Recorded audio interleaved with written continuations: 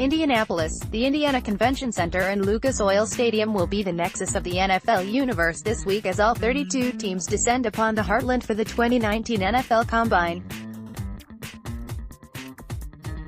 There will be plenty of questions for the potential picks in the 2019 NFL Draft in April.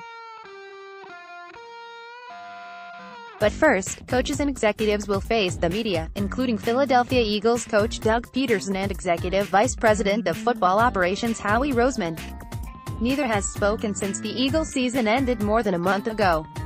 So there should be plenty to catch up on. Here's a look at 5 questions that the Eagles' top brass could answer during their meetings with the media Wednesday morning in Indianapolis. What's going on with Nick Foles? The Eagles now have less than a week to decide if they will place the franchise tag on Nick Foles in an attempt to trade him. It's a complicated maneuver that has some hefty risk for the Birds, especially with the possibility of a $25 million salary counting against the cap. Roseman has a solid reputation when it comes to making moves in free agency on the trade market, so he could have something in store for Foles. Roseman likely won't tip his hand with what will happen for Foles. But he's the most prominent story of the Eagles' offseason, so of course it's worth asking. What are the plans for Jason Peters, Tim Jernigan and other potential cap casualties?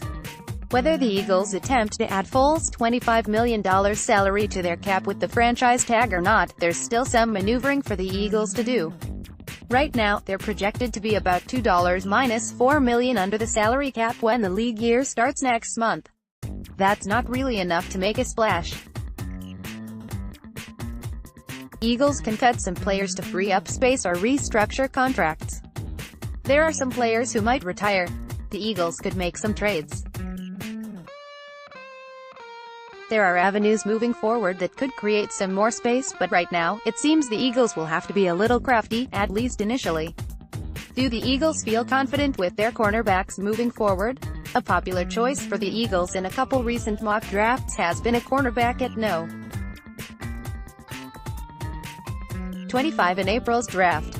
The reasoning is often the fact that the Eagles ran out of cornerbacks down the stretch last season.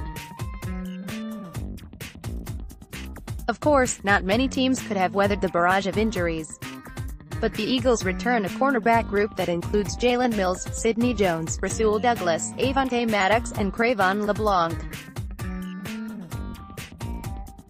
That might be good enough for the Eagles to move forward with if they're comfortable. Are there any updates on players considering retirement, including Peters, Jason Kelce, Chris Long and Darren Sproles? The Eagles have a couple players who are getting up there in age or have publicly discussed retirement. Those decisions will color the direction the Eagles take this offseason, so it's worth checking in to see if there are any answers at this juncture.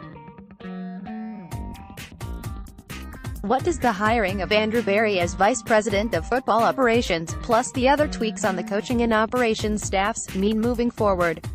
The Eagles announced the changes to their coaching and football operations staffs. There are a couple interesting on-field moves, including the promotions of Carson Walch and Philip Daniels to wide receivers and defensive line coach, respectively. But the front office moves might be a little more interesting. The Eagles hired the 31-year-old Andrew Berry away from the Cleveland Browns to serve as the Vice President of Football Operations.